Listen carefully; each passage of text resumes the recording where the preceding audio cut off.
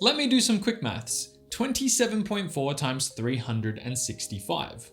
So carry the 2, divide by 0. It's 10,000. And that is exactly how spending $27.40 a day will equal $10,000 a year. Thank you for watching. I'm gonna go shave my beard and away I go. Welcome back to my channel. My name is Reese, and in today's video, I'm going to be talking about the simplicity of saving and show you just how all the little things that you purchase really do add up. People ask me about saving all the time and the best way to go about doing it. I believe that most people should have some capacity to save in one form or another. And of course, there are lots of different methods that you can follow to save, but generally, it will be dictated by two things, and that is your income, so what you're bringing in, and what's going out. What are your fixed costs to live? And with that in mind, today I wanted to make a video describing and explaining how just small differences in your everyday life can add up to thousands of dollars over time. So to kick off, I wanted to refer back to the example I gave at the start of the video, which was spending $27.40 every single day will equal $10,000 in a year. I know it will differ for everyone depending on what you do for a living, how much you're bringing in, what your home status is like, what your expenses are.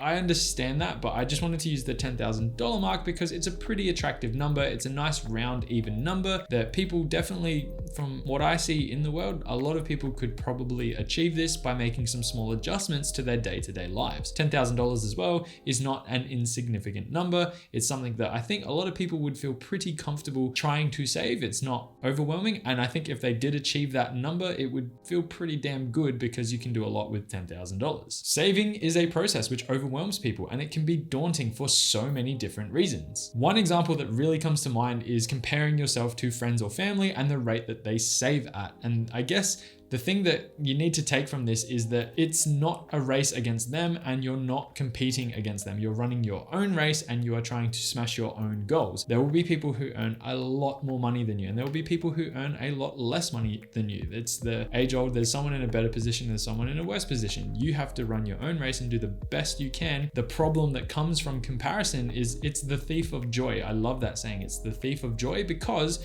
realistically, you would get down on your progress when comparing yourself to someone else, and that's not a good thing to do. So this is one way that it can be dissatisfying to save, because at the end of the day it becomes a competition, and a lot of the time it's unintentional. Another good example is overindulging, spending all of your money or a lot of your money on things every time you're paid or throughout the time between one pay period and another on things that are only rewarding. We'll say going out to eat, spending on a shopping spree, buying things that you don't necessarily need that will potentially bring you a little bit of joy in the short term, but over the long term, it would potentially be looked at as a waste of money. This is one that absolutely comes to mind. And what tacks onto this is the mindset that comes with this. And generally, I see a lot of people who have problems with this, where it's, if there's money in my bank account, it's there to be spent. And that is a really dangerous mentality to have, because what happens is you basically build a base, a lifestyle that you create for yourself that's where it is, that's what I'm going to do with it, and this is what I'm going to do every time I'm paid, and it just becomes habit. You have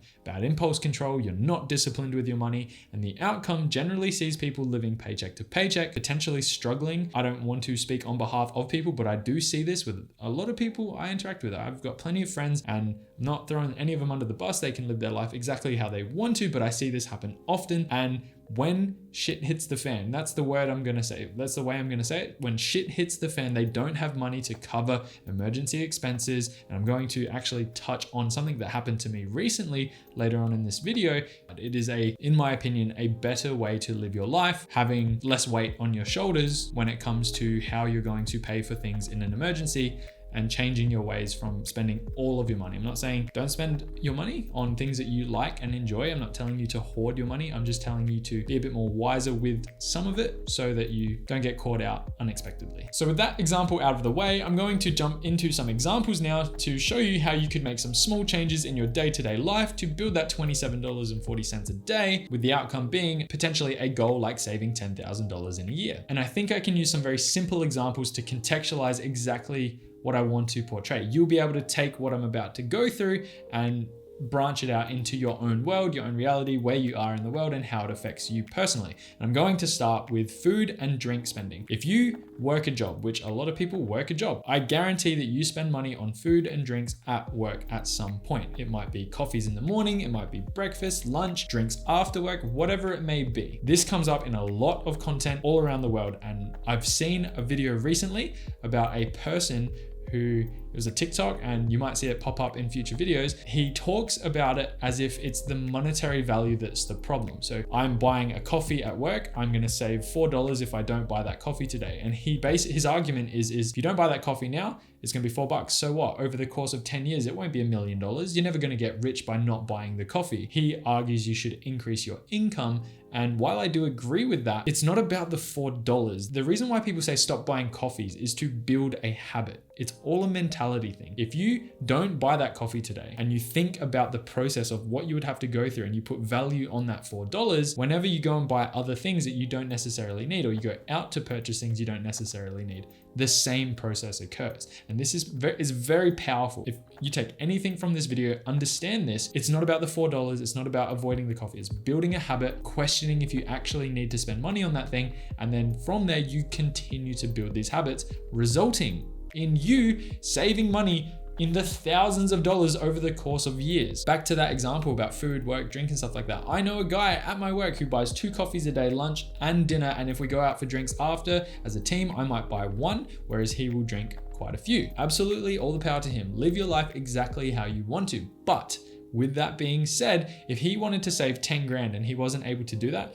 $27.40 out of that, he's easily spending $50 a day. To save $27 a day, he could bring some lunch to work, avoid the coffees, or drink the home brand coffee that the workplace offers. And it's one that I see a lot of people falling into this trap. Whenever I ask people, where does your money go? What do you spend it on? It's always food. All the time. Absolutely one of the easiest ways to cut back. It's healthier to cook at home. There's so many benefits from doing it that way. And I know this was a bit of a long-winded one, but it's a really good example just to set the tone that your food spending, alcohol spending, we'll get to alcohol in a second, but like your coffees, things like that, really question if you need to purchase it, if you can do something as an alternative, and see if you could save $27.40 a day for the most part, or at least on working days, from actually questioning and changing your ways as to how you approach spending money at work. Hopefully at some point throughout this video, you've seen an ad pop up in the background. This is the second one I wanted to talk about. The ads and social media and people just absolutely ramming information into your faces all day long through social media. Even myself here on YouTube in this box right here, please subscribe down below as a reminder. It is overwhelming how much stuff gets put in front of your face, and lots of others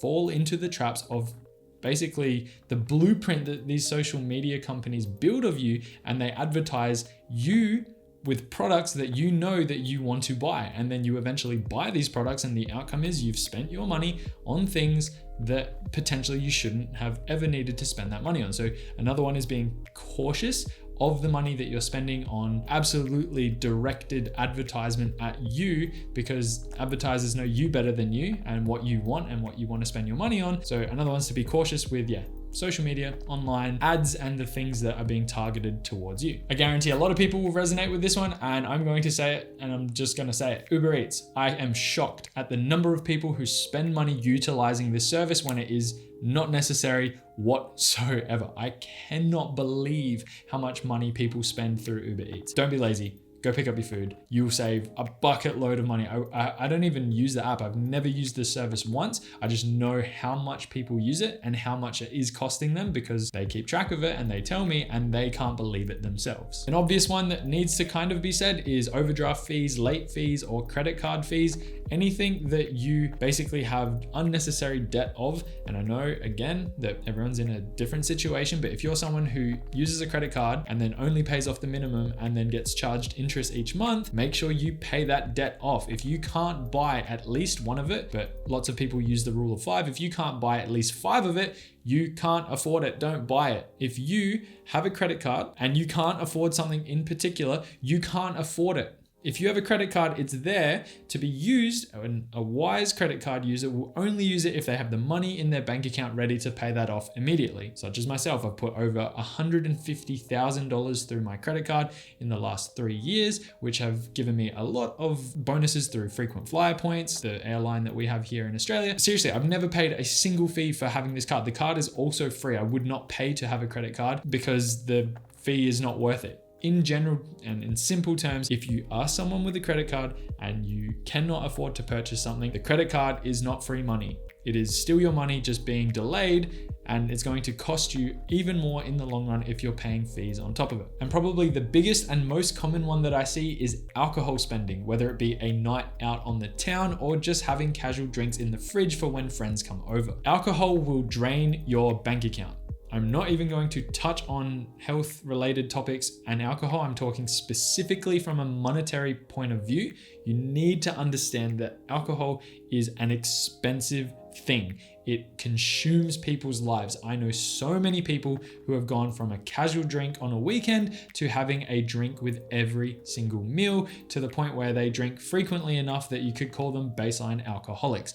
Alcohol consumes people's lives. It is such an expensive thing to do, and it's one of the main reasons why I don't drink that often. I personally don't drink a lot. I will have casual drinks every now and then, but I actively avoid drinking because, not just because of how it makes me feel, health and all of that stuff, but generally from a monetary perspective, it is incredibly expensive to do. It's one that's absolutely crazy to me, and it's something that upsets me quite a bit because here in Australia in particular, I don't know if you can relate anywhere else in the world, but here in Australia, it's part of the culture. It's been ingrained into people's minds that it's part of our culture, and I personally believe it's quite dangerous because when people get into the routines of drinking frequently, it just basically becomes another part of their weekly expenses, and it's definitely something that adds up over time. I know people who spend thousands of dollars a year on alcohol, like more than they would on their personal health, more than they would on maintenance for their car. And it's frightening because at the end of the day, it's not only damaging them, and I don't want to be that guy that preaches, it kills your brain cells. Like, I don't want to be that guy. That's not what I'm intending to do in this video. It's just something that I've really seen it, the damage that it can do over time. Being 26, that shouldn't even be a sentence coming out of my mouth. And I've seen it happen from kids that are 15, 16, 17, 18 in their late teenage years, early to late teenage years, all the way up to people in their late adulthood who have serious issues with drinking. Money is another problem that comes out of that, and I really wanted to touch on it in this video. Anyway, with all of these topics in mind, I just think that taking a percentage of your wage and allocating it to a specific bank account that you're not allowed to touch, whether it be that $27.40 per day each week or a limit that you set yourself, I highly encourage trying this method because it's something that I started doing when I was a little bit younger, earning a little bit less of the money that I was earning because I was working a pretty stock standard entry level job into the workforce.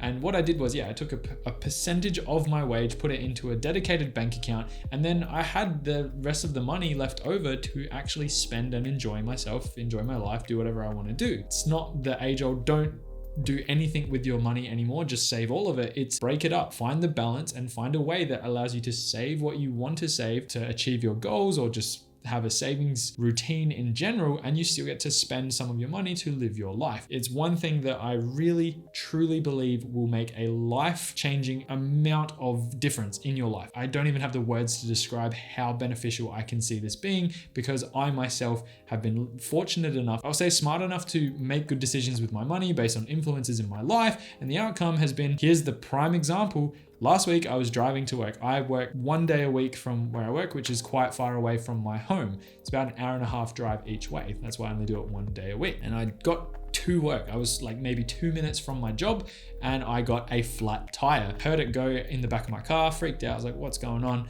Went and checked it, and I was like, crap, this is going to be a bit of a problem. And by the end of the day, after the call out fee to get it fixed because I couldn't swap it over, didn't have air in the spare, pump up your spare tire. It's a good idea to do that. The call out fee for pulling out the nails and the screw that was in it that basically made it go flat, and then realizing that I needed to actually replace the tire because it went all the way through, and the tire was written off, I had spent $315, that's a lot of money for someone who basically went to work for the day. I basically spent everything I earned in that day just to get home that night. Just for perspective, I had the money set aside because I have a routine that allocated money to what's called an emergency fund. I've talked about it in many of my videos. I'll link it down in the description below. If you're interested, check it out after this. But the value of spending $315, which is a lot of money, and not even batting an eye, I didn't even blink. I was like, whatever, $315, it sucks, but I have the money to solve this problem. I solved that problem. I moved on with my life. And other than the sour taste I had in my mouth that night, everything was all good. I know people that if that happened to them, that car would be left on the side of the road. They would not be able to fix their problem, and they would be basically in a worse off position than they were at the start of the day because they wouldn't be able to get to their job to do their work. They wouldn't be able to travel. If you're someone who relies on a car as an example, and you don't have that money to fix it, you're screwed. It is the prime example of why doing this and why I'm kind of I'm a little bit amped up right now. Why I'm being like this is because of the value in actually building a routine like this. Imagine someone who didn't have that money. Just put your feet in their shoes for a moment and understand how incredibly frustrating and worrying it would be. Now, if you are someone who can relate to what I've just talked about, being spending money on alcohol, food at work, or having a little bit of debt that you need to pay off on a credit card, for example, I hope you take this into account and potentially plan out and make some changes moving forward. Realistically, it's only going to benefit you in the future. If I have missed anything, please add a comment down below and tell me what I have missed. I'm talking simple things that you could do each day, which would make a difference in the long run, because I think I nailed most of them. I think this topic is discussed a lot on social media, on YouTube especially, and it's a good one to reiterate. It's like one of the best things that you could possibly be reminded of every week, I would say. If you watch a video every week with someone reminding you of these steps that you can take to do a little bit better with your savings, ultimately it's going to get ingrained into your head, and you might hear things from different people which would be more effective for you to try based on where you live in the world and what your situation is overall. Repetition reminds us of the hard work that goes into achieving things, and that just makes it a little bit more rewarding when you are reminded how much or how hard you've worked to get to where you are. I don't look at the position I'm in as anything fortunate. I'm comparing myself to the next person above me, which is, it's a bad thing, but overall, it's something that drives me to continue doing well. If I take a step back and look at where I've got to today, 100% it's fantastic. I'm not going to downplay it. I'm not going to boast and brag about it. It's just in general, if I really look at my accomplishments and where I'm at, it's purely based off of literally doing this every single day, learning, taking steps, and building to a point that now I'm quite comfortable. Like I said, with that example, $315, a lot of money, disappeared, moved on. Happy days. Overall, money is easier to spend than it is to earn. Learning to discipline yourself, build habits, and actually get into the mentality and putting it into practice is one of the most effective things you can do to build your wealth and get yourself out of, we'll call them sticky situations. I encourage you to give it a go. I encourage you to utilize the resources that I have here on my channel and other people all around the world that are posting content who have figured this out for themselves. I can't encourage it enough. With that being said, I hope you enjoyed today's video. I hope it was insightful, and that's pretty much it. If you liked it, please like the video, subscribe to the channel. It really does help the channel grow, and I will see you in the next one. Bye for now.